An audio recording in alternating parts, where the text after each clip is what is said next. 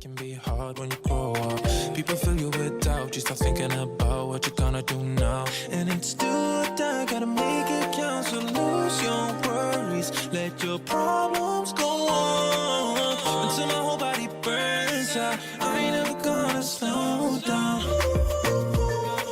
I ain't never gonna slow down. Welcome everyone, this is Coaching in Session. My name is Michael Rearden and I will be your mindset coach today. And today we're going to be talking about fitness, nutrition a little bit, but the overall message is going to be how you cannot hurt yourself when you're getting back into shape. I know many people who are in their 50s and 60s, they have an excuse that they give themselves. They say the reason why I can't work out is because every time I go to the gym, I get hurt. Or they might say that I don't know how to work out anymore. My body's not the same. My knees hurt, my back hurt. Everything else hurts in my body, right? Things are not the same, so why even bother? I know many people, they don't start something or they don't finish something because it's not what it used to be. Think about if you were making progress or something, maybe building blocks or whatever when you were younger. If you knocked over those blocks, what would you tend to do? Typically, you might yell, scream, kick the blocks, and not build anymore. There are going to be some people who say, I'm going to pick up the blocks and I'm going to start building again. Today is going to be that conversation. How you can start to pick up the blocks in your life, the missing pieces, the broken pieces, whatever, we're putting it back together.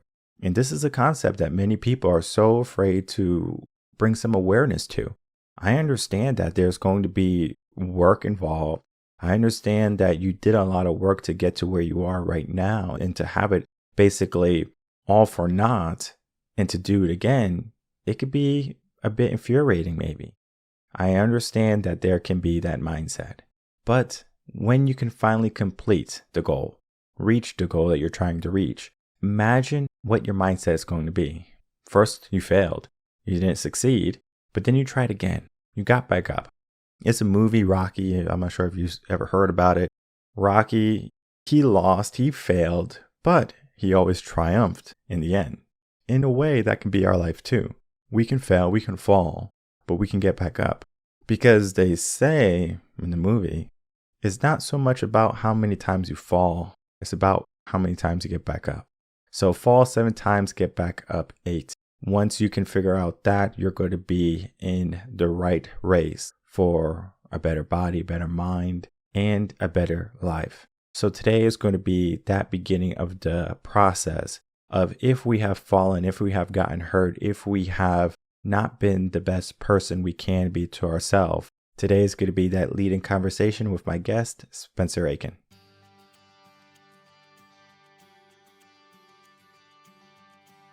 Welcome, Spencer Aiken, to Coaching in Session. How are you doing today? Good, excellent. How about yourself? Doing well. Thanks so much for coming on. Today, we're going to be talking about your work. You are a fitness educator and conditioning specialist, so I'm excited to talk about your work. And you do have a history behind you. What got you into this work? Helping myself get over injuries. Former college athlete who got injured playing football in college, and then through the course of basically in-school politics, I wasn't allowed to do rehab at my university for ACL reconstruction. Basically told, hey, you're on your own, figure out how to get ready for next year. Started doing some research and started figuring out how to rehab and do all the physical therapy on my own. That led to me being excited about the information I was learning what the human body is capable of, and learning just the dynamics of all that. Got my degree in exercise science and really just enjoyed knowing the aspects of what we can do. Fast forward a couple years, got injured again, tore my other leg, other ACL a year and a half later, got a job in physical therapy at the place where I did my rehab for the second surgery. Really enjoyed it, kind of maxed out where I was as far as the capabilities of what that job allowed for me to perform, and realized I wanted to learn more. I want to be and have a better understanding of the human body. Went into chiropractic rehab for about 3 or 4 years, taught at a university for a little over a year, worked at a vocational school teaching other people how to get certified as a personal trainer. And for the last 8 to 10 years, I've been developing and creating professional development CEU courses for personal trainers, teachers, physical education specialists on how we can present a more fitness based knowledge to our audience, because the fitness world, social media is not helping, but the fitness world is more about glitz and glam than it is about helping people understand the whys, the wheres, and the hows of everything. So we get enamored on, ooh, that looks so amazing. And as a 20-year-old male, for example, you may be able to do something, but as a 40-year-old coming back from injuries and or working full time and or having kids, seeing something on Instagram, not necessarily being on the quote unquote supplements that those people are taking, it's not necessarily the best route for the majority of us to be doing. So there's a better way of achieving a better healthy body, better mind, and all that, better mindset without being enamored with likes and comments on social media because, oh my God, that's so amazing. Well, most of us aren't 20 years old anymore. At least I'm not. That's a great point because I talk to people quite often about this concept, especially when they're a little bit older. They say that they don't go to the gym because they get hurt too much. Yep. And one of the reasons I think they get hurt so often is because they try to do things that was their former self when they were in their 20s, maybe. Maybe they can curl 40 pounds or something, right? As soon as they get in the gym, oh yeah, I could do 40 pounds. Let me start there versus starting where you are, building yourself up. What is that mindset? Is it a mindset of trying to be that former self to reclaim that fire within them, or is it a lack of knowledge? It's probably more so socially driven and partially internally driven from ego. We don't want to admit to ourselves that we're not capable of doing what we used to do before. Okay. Then, unfortunately, social media is driven by hysteria where it says, hey, you have to do this. You have to, you must, or the top and best things to do. That's not the way it really truly means for most people. Case in point, one that I'm sort of preaching against because it doesn't make a whole lot of sense is squat depth for a lot of people. We have older clients in this world. We have less conditioned and or less flexible people in this world. But the standard is you must squat to 90 degrees or full depth, or you're cheating yourself. Your whole workout is a joke. And you should never be doing anything in the gym because you can't squat to 90 degrees. Okay. Well, guess what? Not everyone has the range of motion capabilities in their hips and knees. As we age, life catches up with us. And yes, the ideal is to get there safely, but sometimes we have to start somewhere. And people get injured all the time doing deadlifts and squats because they see stuff on social media and say, I guess that's what I have to do. Well, not necessarily. Everyone starts somewhere. The question is, are you doing your program, your individual program that's best tailored to your needs? Are you doing it to the best of your ability?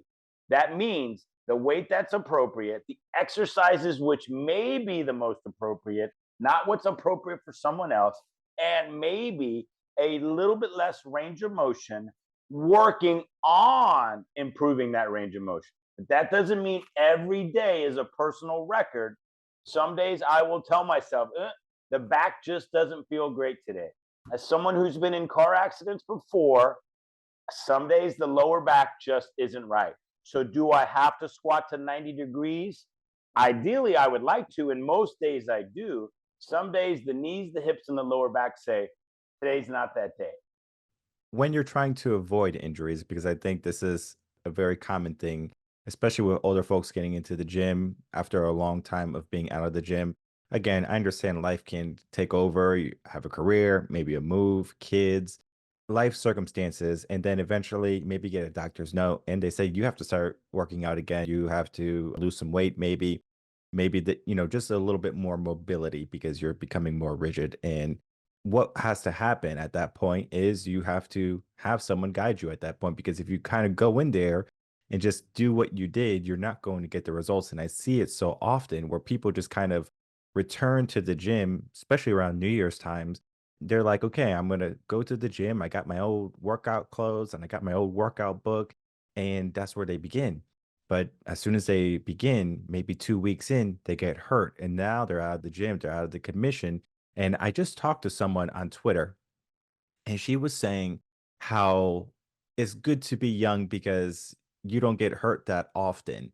And I was like, okay, but I see people in the gym who are older than myself, like 60, 70 years old, and they're telling me that that's the best shape they have been in their whole entire life because they learn from wisdom versus of ego, as what you were saying.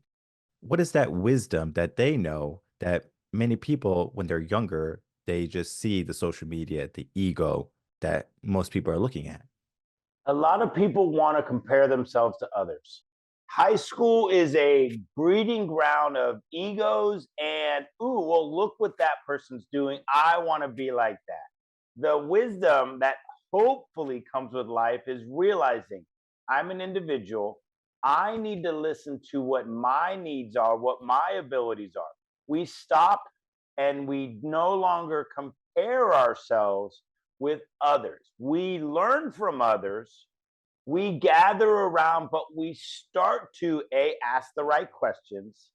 We start formulating our own answers versus listening to other people's answers. But we have the mindset and the wisdom to realize that just because someone else is doing it doesn't mean that it's the best for them or for yourself. From what you mentioned earlier, I turned 50 in less than a month, about a little over a month. I am in the best shape of my life in terms of my mobility, my overall strength, my quality of sleep, my nutrition, which does take a little bit of time to figure out for most people because not everyone eats the exact same. So we sometimes, even with nutrition, think everyone should have the same program. That's not necessarily true. Not everyone will have ankle issues or knee issues or hip issues. Some people will. So a warm up has to be individualized. The program needs to be individualized. As someone who's had multiple injuries, we start to learn, well, this one doesn't work for me. I do this instead. My longest term training partner is my little brother. We've worked out on and off through the course of life for 30 plus years, going on nearly 35 years, right? Since about 14 years old. He has exercises that he enjoys, and some of those exercises are things that I'm like, nope, not doing it. He has a little bit of an elbow issue. So should we be doing the same thing every day where he's like, oh, wow, I guess you're doing it. So I'm going to ruin my elbow because that's what you're doing. We start to learn and listen to ourselves. They say we get comfortable in our own skin. That happens in life. Now, part of what I'm trying to do is help kids through our education, through fitness education and physical education learning processes, is teach kids younger that, hey, you listen to yourself. Not everyone needs to squat. Not everyone needs to deadlift. Sometimes the lunge is your best option. All three use the same joint movements of hip extension and knee extension. Choose which one is your favorite. Maybe it's deadlifts. Maybe it's lunges. Maybe you prefer reverse lunges versus forward lunges. Same movement, same adaptations are going to occur. Find what you enjoy and use that methodology to help you improve. We get wiser as we get older, hopefully, but we also start to listen to ourselves more. And we find out what really works best for ourselves. Yeah, take away the ego lifting and the aspect of the social media, six pack abs, and you have to do all these popular exercises. You're going to get a mix for greatness. I can relate when it comes to having a brother and working out with a brother because he did things that I would just look at like, I'm not doing that.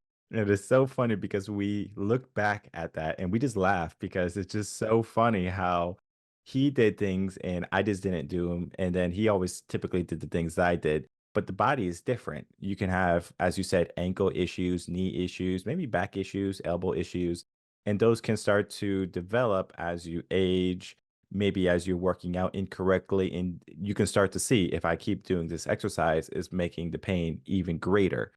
How can we start to mitigate some of that pain if we're feeling that pain? It could be any part of our body, but do you recommend certain type of braces, certain type of equipment, or is it all about the workout and the knowledge? It's all about doing what, okay, we try to fight through pain as best we can. And sometimes it's answering the question, should I do this today? Now, first and foremost, spend more time warming up. Too many people will go into the gym and say, "Oh, well, I have bench press today." So they're doing a chest day. They'll lay under the bar and go, "All right, 10 reps of just the bar. All right, let's load up the bar and let's get after it." That's not the way that I do things anymore. That's not the way that anyone really should do it. If you're not priming your body for performance, you're setting yourself for injury, you're setting yourself up for failure. Part of it is understanding that actually the most important part of your workout is actually the warm up. Also, a little bit, we need to do better spending time cooling down, not just, oh, that's my last set. Let me grab my car keys and go home. We need to understand that how we prepare is the whole mentality. Lack of preparing is preparing to fail kind of mentality. We need to allow our bodies to be ready. If we're not breathing a little heavy, if our mind isn't focused, and if our muscles and joints aren't properly lubricated through blood flow and all that natural fluid through our body, like synovial fluid and stuff, we're not ready to do our best. So we spend half of our warm up or half of our workout getting ready to actually work out. And that's where a lot of our injuries happen because we're just not primed and ready for it. When we look at the warm up, is there a perfect guideline that people can follow? For example, when I was in high school, I did a workout called Max OT. This is from a bodybuilder. And their warm up sets was 12, 10, 8, and then you get into your final set of 4 to 6. So basically, you only get three warm ups. In high school, that will probably work really well, I think, but maybe not in the world today, especially if you're older. So, what would be the ideal warm up for an individual? You can even be specific with age. Most people need to find what works best for them. I will say that a generalized approach is do something that elevates the heart rate. Walking on the treadmill, easy jog. Some people do for conditioning work, we do our dynamic warm ups of butt kickers and easy jogging and high knees and external rotation of the hips. If you've ever seen a football practice, you see what they do during their warm ups. It's all movement based stuff, which does elevate the heart. It does loosen up the joints and the muscles, and it gets you breathing a little bit. So we want to elevate our heart rate so that the heart is ready. So it's pumping blood to our working muscle. We want to elevate our breathing a little bit so that our breath is a little bit going, let's say. We want to warm up our muscles because our muscles are like a rubber band. No one that I've ever met will take a rubber band and just wrap it around what they need to. Everyone does that little stretchy with the rubber band, right? Our muscles are the same way. We have the same elasticity. We want to stretch our muscles to end range or near end range of motion. So what you would do, you were doing, let's say, bench press for 15, 12, 10. Were you really working through end range of motion? Because a lot of times, if we're not opening up as much as we can, we're simply not really truly preparing for strength training at the bottom of our range of motion. It's like, if I never squat to 90 degrees, how can I possibly get to 90 degrees? So we really want to warm up our muscles and our joints to end range of motion or what we're capable. That's also how we improve our flexibility and our mobility for the days that we're not working out so that we can move easier through life. Elevate our heart rate through some method. If you hate walking on the treadmill, don't walk on the treadmill. That's another thing. Too many people think, oh, well, I have to do this. No, there's no set standard of you have to do this.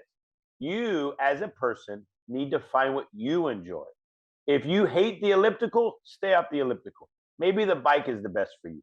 Maybe just walking around your neighborhood is great warm up. And the one that I didn't mention yet is your mind. We have to prepare our mind so that it is beginning to get focused on task at hand. We are thinking, oh, did I turn the stove off at home? Did I leave the hair dryer on? Did I take the laundry out of the dryer? Did I complete the email that I was supposed to send to my boss? All of those distractions are taking away from our focus on task at hand.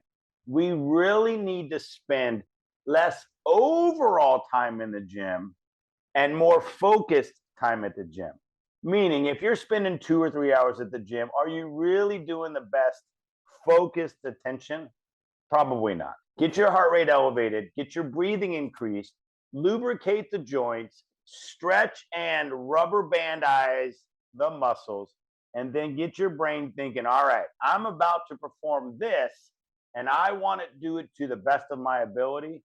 So now I'm ready to go do that. Now, after we elevate the heart, get our breathing going, we want to perform movement, not the exercises necessarily, but movement of the exercises we're about to do. Squats being an example of a movement where we name the exercise after the movement, because a squatting position, as we all know, is up and down, right? The exercise is named after the movement. Lunges are another one. Your presses are bench press. This is a pressing motion where you're pushing away. A pulling movement is pulling towards you. So we happen to name a lot of the exercises after the movements of human life they are performing, right? It doesn't have to be the exercise you're about to do, but performing the movement of the act you're about to perform is the best way for us to properly warm up our muscles and our joint. And too many people just go in and say, I'm doing bench today, so I'm going to go do 1 or 2 easy sets of bench press, and that's our warm up. It's not necessarily the most effective method for priming the brain, but then also getting the muscles in the body properly prepared. This is all great information because I know many people in the audience, they're thinking like, okay, this is good information to put into my toolbox and maybe even like implement right now, because a lot of them are just going with their last set that they did. So if they left the gym last week doing 30s, that's where they're going to end up, 30s, and they're going to try to get to 45s. And that is not helpful. I'm not sure if you're familiar with David Goggins. When he was doing all of the training and all of the military applications and stuff, he learned that he had to start to do more stretching because he was just messing up his body. His body was in a total sham or wreck because he just wasn't taking care of his body, stretching, doing the work before the workouts to running. And then now, today, he swears by it. And you're 100% right. It's like a rubber band, right? If you keep stretching your rubber band, it's going to become more flexible, but it's going to be rigid as soon as you take it out of the bag. But something else happens to rubber bands. If you leave it in the sun, they kind of dry up and shrivel up. Is that similar to the body where as it gets older, it starts to do that? Or is there a way that we can keep that elasticity in the body regardless of age? Yeah. So if you think about like leaving a rubber band out in the sun, basically what that is doing is being inactive. Our bodies, the whole use it or lose it mentality and truth behind it is, if we're not doing stuff, our body will regress. Our body loves to be pushed to its limit. Some people don't want to do that. And unfortunately, for most, they go to the gym, they simply do what they did before. They'll walk on the treadmill at 1 or 2 miles per hour for 20 minutes. They'll do some easy curls because it's what they did last time. But what our body loves and what David Goggins preaches is push your limits. That doesn't mean kill yourself and try and be over the top, but you want to see and find out exactly where your body or what your body's capable of. And then our body will adapt. It's the whole principle of overload. Our body loves to be pushed right to the edge. It will come back stronger. And the next time we do it, we'll be capable of more. So we want that little push, that stretch. We want to see what we're capable of, and we want to keep that challenge. Exercise, fitness, wellness, and health all are about little mini challenges overcome repeatedly so that we continually get better. No, that's a very good aspect to fitness training is the mindset aspect of it. Because if we just say, okay, I'm going to do the same thing I did 9 months ago, it's like, okay, cool. I'm glad you're being active. But when you start to challenge yourself even more, the mind just, it's like that endorphin rush. It's just like, whoa, I got a new PR. And it's not so much of a PR that it's like, all right, I'm going to be a bodybuilder. It's just that you can be impressed and satisfied with what you just did. And your PR might not be exactly what you did when you were 20, because maybe you were lifting 315 bench and then now you're maybe doing 125. But that right there can be your best at that moment because, as you said, if you spent time, if you left the rubber band out in the sun and started to shrivel up, you didn't take care of your body. And a lot of people are not taking care of their body. They just kind of fall into complacency, they just fall into comfort, and they don't seek to better themselves, be it fitness, nutrition, or mindset. And so they just let it deteriorate. Understanding that many people are going to let things go to waste per se. How can we start to invigorate people to take action, whether it be fitness, nutrition, or mindset? Understand that we are creatures of habit, but our habits need to be about challenging ourselves. We need to ask the question of from our brain every time, did I give my best? Do I think I can do more? I ask my people all the time when they finish, do you feel like that was enough? Do you think you could have done more? And that doesn't mean that we're always going to try to do more, or doesn't necessarily mean we're always going to do more, but we want to have that mindset of in the back of our mind, can I give more effort? Can I do more? Am I capable of doing more? Because remember, the mind gives out before the body. We mentally quit on ourselves multiple times a day, week, month, year before our body ever says, hey, that's enough. Training the brain to say, I can do this. I got more. I can do this. I got more is the best way to set that foundation. And then the question of, can I do more? I have people ask, could I do one more rep or can I do 5 more pounds? If either one of those is yes, then we increase from there. Sometimes the answer is no, but we're learning to give honest answers to ourselves. A lot of people lie to themselves and then find out later in life, well, you're right, I could have done more. But we play the short game, so to speak, and we simply don't push because our mind has been conditioned to believe we're doing enough. We really want to understand that, yeah, I might be able to do more. Let's try. Unfortunately, when we try, we fail sometimes. But guess what? Failing is not failure. Losing once in a while helps us to find out where our limits are, and then we break through those limits over time. That's actually great points to make because I know people think that if they can't do something or if they fail to do something, it's just like, what's the point in trying? But yet, there's a mindset in the gym, especially when it comes to fitness. It's like you work out to failure because that's when you are going to grow the most. Working out is essentially either stretching your muscles to a point where they become more flexible and elastic, or you're tearing the muscles so they can grow stronger. All right. Depending on what type of workouts you're trying to do, what is your goal? And I think many people don't realize what their goals are before they even step into the gym. They might just have a simple goal of, I just want to be like I was when I was young, or I want to be able to walk up some stairs without having to stop, or I want to make sure like my knees are not hurting in the morning. It could be little things like that that people are trying to get back to their health.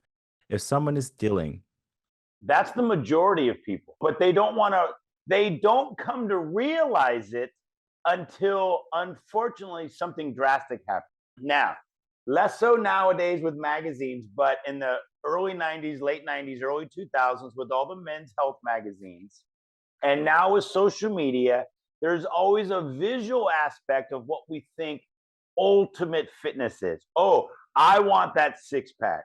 For girls, I want a bigger booty. I want shapely legs and stuff like that. Men, I want bigger arms and a bigger chest. Not gonna lie, there's been a goal. It's still a goal. It will always be a goal. But I want to wake up in the morning, put my feet on the floor, and not have my feet hurt. Because sometimes just walking around, being on our feet all day at work, you wake up, your feet hit the hardwood floor of your bedroom, and you're like, ooh, that's a little tender. That's a big one. I want to wake up and not have my hips hurting, or have my lower back hurting, or have my shoulders capable of full range of motion without that clicking and popping. I want to be able to turn my head so that I can drive to work and not turn like a robot. I want to feel better. I want to move better. In essence, all I really want, if people look at the root of their life, they want to be better. They want to become more, and they want to be better at what their life entails. That might be visual to some degree. I want to look in the mirror and be happy with the reflection. But I want to know I can play with my kids without getting winded. I want to be capable of performing on any activity which might be presented as an opportunity to me. Playing beach football, going for a hike, pickleball, tennis, golf, jujitsu if you're into martial arts. Whatever opportunity your life has presented to you, your body should be capable of doing it. And hopefully doing it with minimal or no pain. I love the aspect of giving yourself a goal and then understanding why you do the things you do. For example, as you said, if you want to run with your kids and not get winded, that's big for a lot of parents because they might be 40, 45, and they have gone and hurt their body because they have not been doing the right things. They maybe were super career focused and now they're trying to run with their kids and they're having a hard time. And there is a place for them to begin. It's a great goal, but it's also a place where you have to begin. And I know that the conversation we have is just a start. This is the beginning for people to inquire about the work that you do, to begin to figure out what they need to do next. Because I understand that many people, they're afraid to get back into fitness. They're afraid to get back into better health because they're uncertain of day after effect. Think about the soreness aspect. There's just so much that can be put into perspective. But I do want to wrap this up because I want people to start reaching out to you as ASAP because fitness and nutrition, again, are big. If you want to reach big goals in your life, you need to have good fitness and good nutrition and a good mindset. All of it plays a pivotal role. And if you're hurting yourself, if you're already hurt and you're trying to get better, again, Spencer is going to be right down your alley. He's going to be helping people get back to where they need to be. So as we begin to wrap up, give us some final words and then tell the audience where they can find you. So here's what people need to understand. Start today. You may choose something that isn't your favorite and you are not bound and or stuck doing it. If going to the gym is not the activity you enjoy, you are no longer obligated to do it. But what you are obligated to do is find an activity that makes you want to do it more often, that elevates your heart rate, that gets you breathing, and is intense enough to where your task at hand mentality is focused on what that is. A sport, an activity like hiking, playing basketball, football, kind of hard to get pick up football games with your friends, but fitness is the easiest method for most people to do individually. So that's what we tend to choose. However, if you are not a fan of lifting weights and or doing cardiovascular exercise, you are not obligated as that activity as your sole means of being healthy and fit. So start. Don't feel obligated that you have to do it, but you will pick and choose and find out what you actually enjoy doing it and then continue to do that. Do not judge yourself how you may look doing it. Simply ask yourself, am I enjoying it? And from there, you will start to get better. No one is great the first day, but surround yourself with like-minded people who you can ask questions about. Don't be afraid to ask professional help from others because some people may have been down the exact same road as you. And then lastly, don't think oh, I'm doing this wrong. I don't want to do this anymore. You don't necessarily know you're doing it wrong, but be constantly trying to get better through knowledge, learning, practice. So learn, practice, master. That's how life really, truly is about. Learn, practice, master, and be willing to diverge into different paths because you may find something you never thought about as, ooh, I actually enjoy that. I'm going to go do that instead. It doesn't necessarily have to be a gym workout as the only method for your health and fitness. And where can people find you? They can go to our website, which is strongertogethereducation.com, where we offer all about learning the whys and the hows, a fitness approach that works for you. Remember, what someone else does isn't necessarily what you have to do. And maybe it is what you want to do, but it's not what you have to do. If they want to email me, they can go to spencer@spenceraiken.com. And then we do have our Facebook where we're most popular as far as posting daily on that, which is facebook.com/groups/Stronger Together Education. That's where we're most regularly on because it's where our audience is. I'm going to make it easy for everyone. The links are in the description box below. Check him out, follow him, learn more about what he is doing, what he's trying to do for the world. And it is educating people when they think that fitness is the only answer. It could be walking around the block. It could be just doing something with your kids. Depending on what you want, what your comfort level is, you can decide a better life, a better lifestyle. And as you said, many people are afraid to fail, but it's a failure only if you don't begin. So begin today. Don't let your health wait. I encourage everyone to reach out to Spencer and learn more about what he's doing. And if you are a person who has been neglecting your physical fitness or nutrition, reach out to him. I think he's going to be right down your alley. He's going to really spark some new drive and initiative in your life. I want to thank you so much, Spencer, for coming on, spending some time, and talking about your work. My pleasure. Thank you. All right, everyone, I'd like to thank you so much for watching that interview with Spencer Aiken and myself. Fitness education is big, and I understand that many people, they get their fitness education from Google. Google is great. Google's a great tool. I mean, you can go to my website, my blogs, and you can probably get a wealth of information. I mean, like literally website, blog, you're going to learn a lot. We can get a lot of knowledge, but wisdom is going to be maybe something you attain from a book. It's very possible you can get wisdom, but wisdom sometimes comes from mentors most likely. And then from there, you get to decide, is this the life that I should be living? Is this the path I want to be going down? Are you happy with what you're doing? And if you're happy doing nothing, okay, I'm sure there's going to be aspects in your life where you want to improve, even if you have that aspect of comfort. I understand the brain can trick you in many different ways, but it's not so much about being tricked and taking no action. It's about understanding what you want to take action toward and falling in love with it. Fitness, you don't have to fall in love with it. I like going to the gym 5 days out of the week minimum. That's just me. That's my mindset. But for most people who come and start working with me and they want to go to the gym, we're only at 3 days, maybe 2, depending, because we're trying to build a habit. We're trying to build a structure. Like we're trying not to get you hurt. All of those are going to be important, critical factors that we have to look at. And most people, when they hit New Year's, they hit a point in their life where they're like, I have to make a change. They just jumpstart. But most of those people who try to jumpstart, only reason started was because they got that trauma, they got that bad news, and they try to start rushing. It's almost like the race has been going on for 24 hours. And on the 23rd hour, you say, I'm going to run this race. The race is almost over. You can push yourself as much as you want, but there's people who have been working 23 hours before you. Can you make it? Maybe if you're Flash or Superman. But right now, we're trying to build ourselves.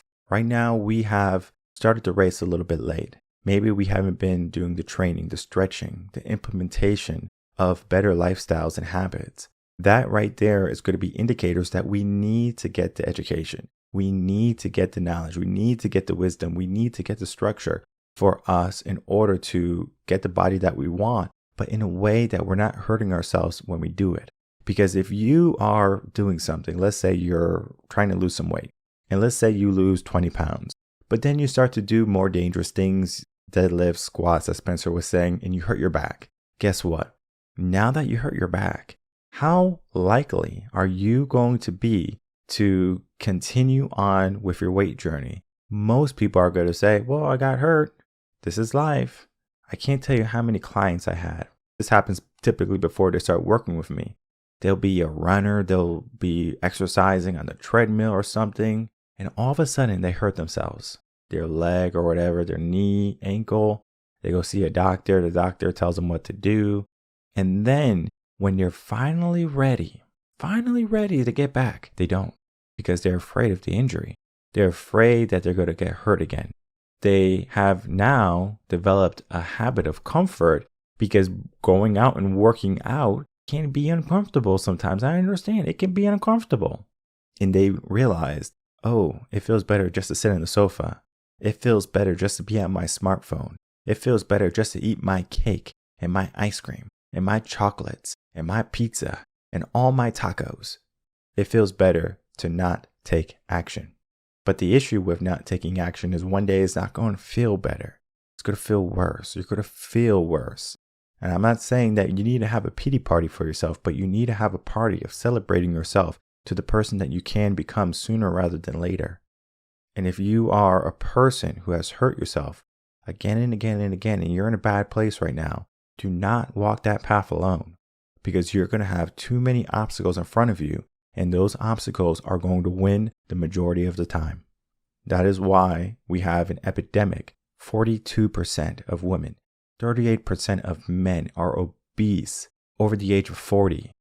That is not good. That is not helpful.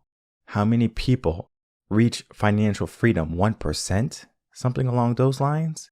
Because they do not take the action they need. This is not a money episode. This is a you episode.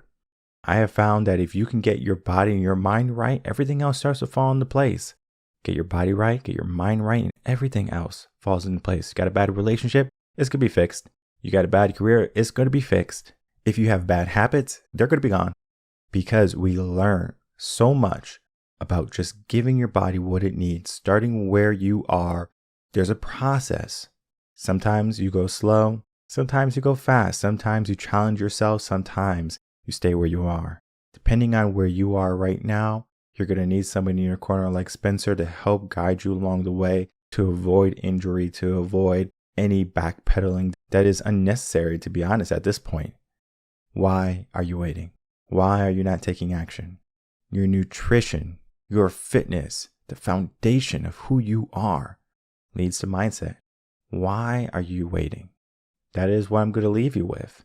Because if you are a person who was getting hurt, if you are a person who has hurt themselves, again, as I said, you have to take action today. I understand that it could be difficult. I'm there with you. When you walk together, for some reason, people are more brave. It's about accountability. You want to find someone who's going to be a reliable source for education, for motivation, and for the results that you're trying to get. So whatever result you're trying to receive in your life, and if you're trying to repair something that has been broken, if you're trying to bring back your body to its former self, it's going to take time. It's going to be a process. But the process is going to be maybe the proudest moment of your life. The moment when you said, I am going to take action. Because the moment you take action is the moment you succeed. So don't let your success wait. Don't let those actions wait. Don't belittle who you can become, because the person you can be today is the person that deserves to be present right now. My name is Michael Rearden. I'm a mindset coach. If you have any questions, email me coachinginsession@gmail.com, and I will see everyone on the next episode of Coaching in Session. Until then, everyone take care.